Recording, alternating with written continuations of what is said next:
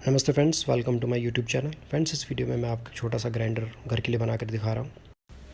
इसके लिए हमको एक होल वाला ग्राइंडर चाहिए और एक ड्रिल मशीन में हम इसे एक बोल्ट से फिट कर लेंगे। सो आपको एक 2.5 इंच का एक बोल्ट चाहिए जो इसके होल से मैच कर जाए, 2 वाशर और 2 आपको नट चाहिए चेक नट करने के लिए। तो आप एक वाशर लगा के उसमें ग्राइंडर डालिए, फिर दूसरी वाशर डाल दीजिए और ये दोनों नट इस पर टाइट कर दीजिए।